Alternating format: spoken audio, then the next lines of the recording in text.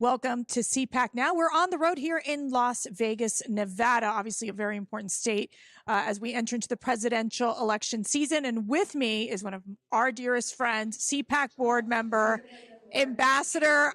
former ambassador, Rick Rennell. Rick, thank you for joining me. And we're on the red carpet here at the Oscars. Exactly, what right? are you wearing? Who are you wearing? I don't even know the brand, actually. I don't even know the brand. But this is really exciting. You know, we brought a really tight group of, I would say, not only just activists, but people who have invested here at CPAC. Why do you think it's so important that we continue to build this strong organization, especially as we're going into the presidential year? Look, what I love about these last couple of days is just everybody's talking about what's next. What do we do? Where do we go? How do we have an impact?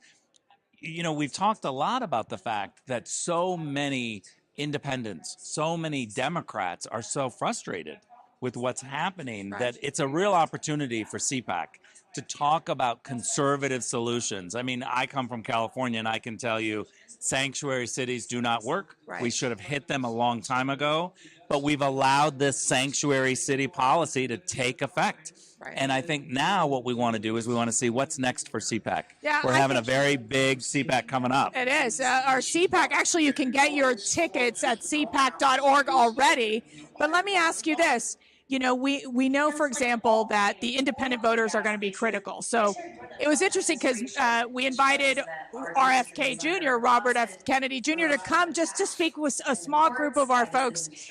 And there's just big concern about Robert F. Kennedy Jr. I actually don't feel like there is, in the sense that in a lot of his policies, he is not conservative, but he is an interesting thought leader in some of these spaces. What do you think? Well, my attitude is that I think a lot of Republicans liked him because he was giving it to Joe Biden, right? Yeah. And we were like, give it to him. Yeah. And I even saw some crazy ideas of people saying he should be in a Trump administration or he should be on the ticket or something. Look, I mean, I think we like the fact that people speak up in their party, and we see the Democrats never do that. They just fall in line. Nobody ever comes out and challenges the talking points. And when he did, we got excited about it. But the more you hear from him, I mean, he came out for reparations.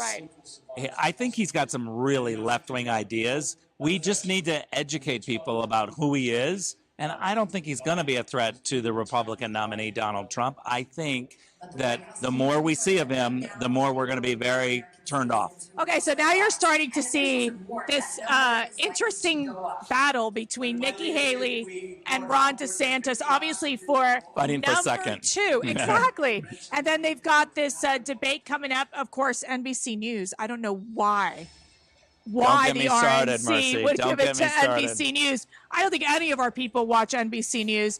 But they're having this debate November 8th. It makes no sense. These guys are just crashing in the polls. President Trump is rising. I mean, when do they have to realize that enough is enough? Well, look, I think we saw this week a poll. I think it was the Emerson poll, where everybody was in the single digits except for Trump. Think about that. Yeah. Look, I've said this before. It's controversial. I think everybody needs to drop out, and we need to focus on beating Joe Biden. That's right. Save your money. Let's make sure that we take him down. They are using the full force of the government to come after Republicans. We've known this for a long time. They waited 2.5 years before they really came after Donald Trump. 91 charges. I think, actually, the more they keep charging him, the more they're saying our messaging, which is DOJ is out of control. It's political, and we'll do anything to stop you. Yeah, I mean, 4 indictments, over 90, 4 or 91. 5, charges. I mean, it's just an outrage. We know this is election interference. I got to ask you, though, President Biden gave a speech this week discussing the Hamas-Israeli war. And Ukraine. This came, and Ukraine as well, trying to become this presidential, almost wartime president, which I do think is going to be one of the issues as we enter into the presidential election year. Where did Biden go wrong in that speech? And I mean, can't people understand that he's just so weak when it comes to battling Hamas as well as battling Iran? Look, my attitude is, you remember when you worked at the White House, how difficult it was to get the networks to do a presidential address. Right. They wanted to know, what are you saying? Is there substance? Is this going to be a big enough deal where we have to break into our programming? The Democrats never have that problem. No, they immediately say we're going to do something from the Oval Office, and they rush into it. We could be making a major announcement, and they don't want to do it. This guy has no major announcement. It was literally just a speech where he's like, I want funding for Ukraine and for Israel. Yeah, we knew that. Right. That was literally no news. And I'm really annoyed that he's trying to put these two together. It only shows that Ukraine is very unpopular. We've funded it a lot, and we still don't have a peace agreement. Well, and that's the thing. Is there a movement towards a peace agreement at all with in Ukraine or Russia? Caroline. Okay, Rick, we have to take it seriously. I'm sorry, but I've got the music.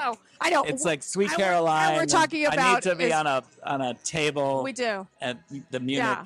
But I got to ask you that question. So we know Ukraine's not popular. There's no accountability. There's billions of dollars going in their direction. I mean, when does it end? When do they say we're going to come to the table and have a quote unquote ceasefire? Well, from my standpoint, you need to have a very strong defense and a very strong response. And we do have a war plan. We have a lot of money going to the war. We don't have a peace plan. We don't have the State Department doing anything. And I think the president needs both. I'll say it again. I think the president is shoving Anthony Blinken off the stage. He's the worst Secretary of State in my lifetime. And he literally can't come up with a peace plan. And he goes over with the president to the Middle East, and they cancel meetings on him. Yeah, that's embarrassing. Seriously. Okay, what is your favorite dance song? Touching you. I have to say I love this. Sweet Caroline. Okay, I got to get him out of here. Rick Renell, thanks so much for joining me on CPAC Now.